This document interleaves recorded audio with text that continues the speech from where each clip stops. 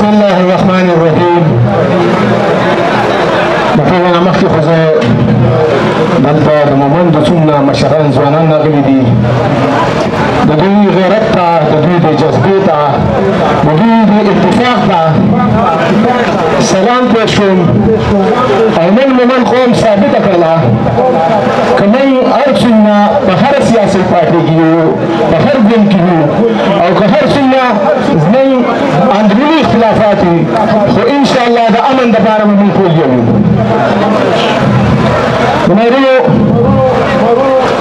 دا د امن یو غږ دی د امن یو پاڅون دی او دا نو کله چې موږ مخکې تاریخ وګورو موږ چې سوال خورېږي هغه موږ د بېاتفاقۍ نه خورېږي که موږ دغه رنګې په اتفاق شو انشاءالله زموږ په دې خاوره باندې به امن وي زه به تاسو ته لږ مثال وایم که موږ وګورو دا فوټبال چې کومه دی دا فوټبال دا که د سپین ږیري مخې له ورشي هم پلته وایي که یو د نوجوان مخې له ورشي هم پلته وایي که د یو ماشوم مخې له ورشي هم پلته وایي دا ولې وایي هغه ته اټومیټیکلي دا پته لګي چې دا بال چې کومه دی دا دننه خالي دی او دا یو هوا ده زما ورونو که موږ په اتفاق شولو موږ به دا تپوس کوو چې ولې م پلته وایي ولې م به دې سپوړ وایي ګناه څه کړې ده آیا د امن دپاره غږ کوو دوی دا ګناه کړې ده د امن دپاره اواز اوچتوو دا ګناه کړې ده لږ مثال اوس یو ځل بیا دوی د پوځي اپریشن تیاری کوي دا اوس چې څه کېږي کله کله په وزیرستان کې او کله په باجوړ کې او کله په خیبر کې دا حالات مونږ را روان دي خو زه به دا وایم چې که چېرته دوی ته موږ ووایو چې یاره دوی سره زما د اسپتال زما د سکول زما د سړک د دې لپاره اوسه بجټ نشته دی خو چې دا پروژې اپریشن د دې لپاره بجټ شته ما ته چې کله تکلیف وي ګیره نه بیا دوی سره هلیکاپټر نشته دی خو چې کله زما د کور د ورانېدو زما د مثال د شولینګ دپاره بیا دوی سره هلیکاپټر شته زما ورونو دلته بس دا وایم زموږ که د اپریشنو څخه امن ناتلی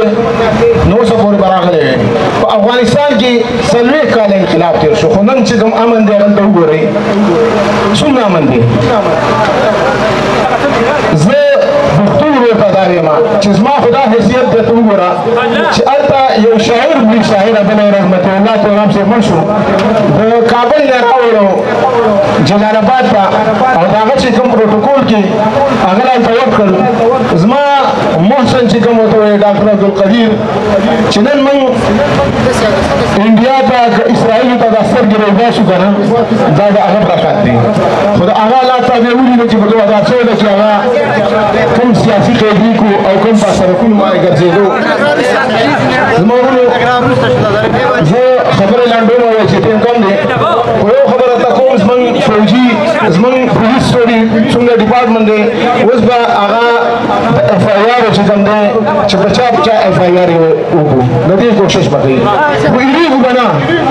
وایي د چینکو په لاس کې وایي بنګړي مزه کوي او د ځوانانو په لاس کې هتکړۍ مزه کوي د ځوانانو په لاس کې هتکړۍ مزه کوي زه ټولو ملګرو ته دا خواست کوم چې برای مهرباني چې دغه رنګ پاڅونونه وراسئ ځکه چې دا یو د امن غږ دی دا د یو سړي غږ نه دی دا د ټول قوم غږ دی او انشاءالله رشته کېږو به نه خو یو سوال درته کوم چې دا یو مهرباني دا وکړئ چې په هر سړي باندې په هر پاڅون کې وه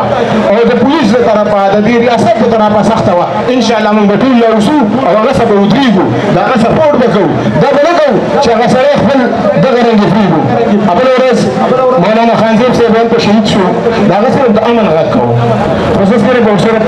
د خپل قوم سم دا یو عاجزانه درخواست کوم یقینا چې دې لس شل ورځې میاشت به د مولانا صاحب خزې ته خلک راځي خلک به بیانونه هم کوي خلک به خبرې کوي خو میاشت پس بیا موږ نه هغه خپل ګورو کوم چې زموږ د امن به وي هغه رانه به هېر شي انشاءالله دا به خپل مشران به نه هېروي او دې خلکو ته به دا پرې ښه کلک ودرېږو او هغه پورې به ولاړ وي چې څو امن نه راغلی زه یو ځل بیا د دې ټولو مشرانو شکریه ادا کوم